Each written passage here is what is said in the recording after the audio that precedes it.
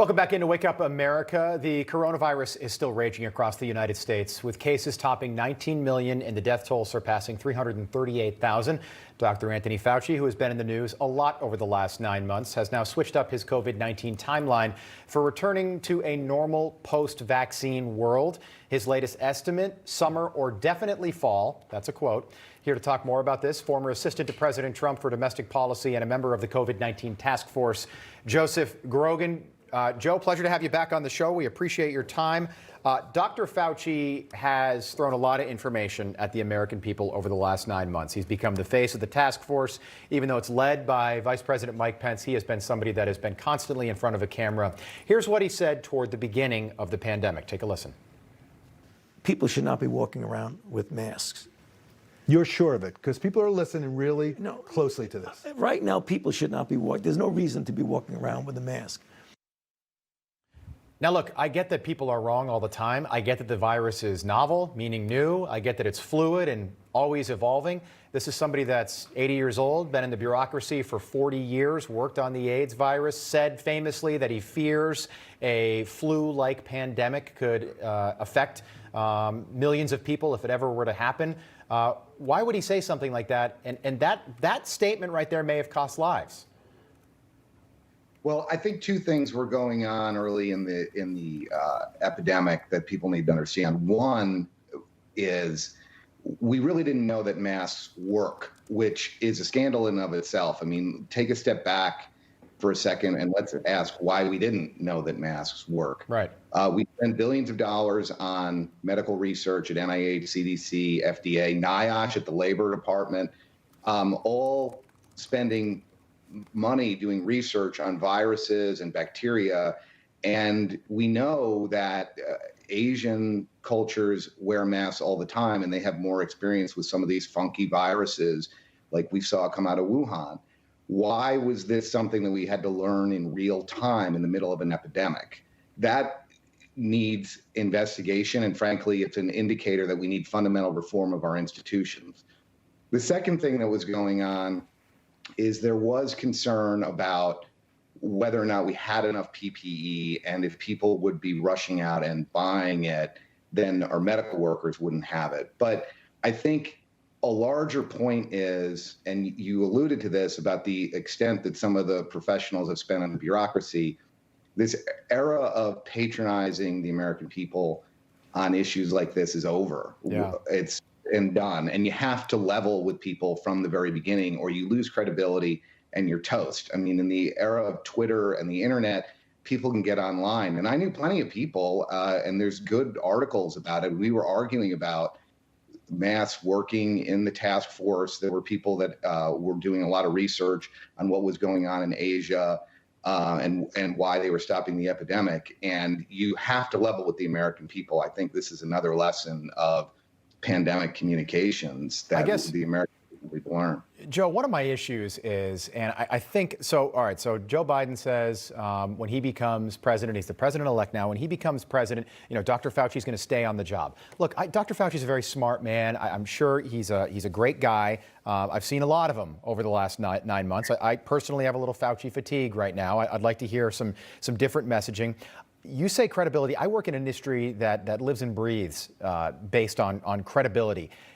I don't know if this weekend when he's on the Sunday morning shows and he's pushing back the timeline for when we're all vaccinated, when we can have a return to normalcy, I don't believe him anymore. I don't believe him. And I think that I can tell you when this was all first starting in March and April, people said, no, healthy people don't have to wear masks. And I think we all think, because we live and breathe this every day, that everybody else does. No, the average American doesn't watch the morning news 5 days a week. So they hear the misinformation, they take that as gospel, they spread that spreads like a virus, and then it's all misinformation out there. So like, this error is egregious. And I just don't know if we can still trust the information that's coming out of some of the medical professionals right now. Well, they've all been flummoxed by this virus. And I think that your point is a really good one. Speaking definitively about the virus and how it behaves from the very beginning on the part of some of these professionals was a mistake. We should have projected more humility from the very beginning.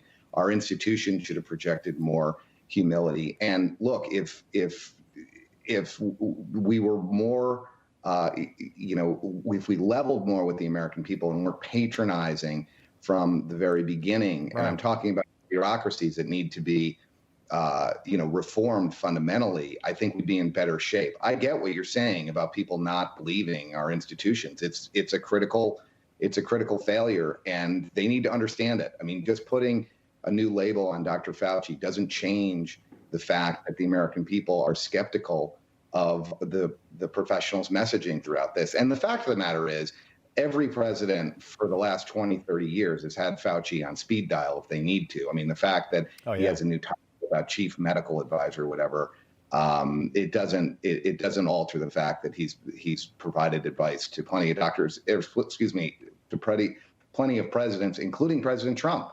I mean, more than probably any other president, Fauci was in the Oval Office.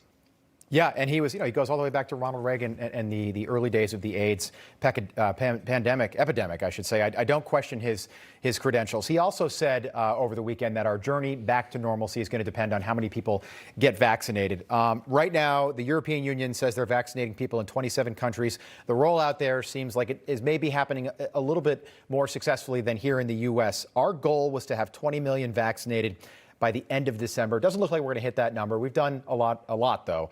How would you evaluate the rollout of this vaccine so far? Well, anybody who didn't think it was going to be choppy was, delusional. This is really difficult logistically. We're a huge country. They are having some problems in Europe, to your point, maybe not as much, but they're each dealing with smaller geographic areas, and they're dealing with a less complicated logistical situation. But I think it's pretty good. I mean, when you consider the totality of it, the race to get this thing approved, but it is really hard. And it's great that the Department of Defense, it's expert in moving tanks and artillery all around the world, is in charge. They're great at logistics. But you need to understand that in public health response, people make weird decisions. And when it gets deployed to human beings, some of them may not go back for the second shot, or, certain cooler measurements get out of range and you've got to send vaccine back. It's very, very hard to do this effectively. People have a tough time getting a flu vaccine, Joe. I know it. The second ask is a challenge. This is, and quickly, we only have about 20 seconds left. You're going to get the vaccine when it's available to you at some point in the future, right? Absolutely. I'd get it today if I could. Okay. There has been a small number, and I want to say again, a small number of British patients that have developed psychosis, and these people had no history of mental illness. Is that something that you're concerned about, or that the general public should be concerned about with this vaccine? Well, with all this stuff needs to be evaluated in real time, and the scientists need to look at it, and the medical professionals and the scientists at the pharmaceutical companies. Of course, this thing, all of them need to be monitored. It doesn't give me a great deal of alarm, but it is something that needs to be studied and understood. Okay, we'll keep an eye on that. Joe Grogan, thank you so much for your time this morning. We appreciate it. Newsmax TV is now America's fastest growing cable news channel. We give you the real news you need. So subscribe to our YouTube channel and give us a thumbs up. If you like this video, share it with your friends. Newsmax TV streams live on YouTube for free. Newsmax TV, real news for real people.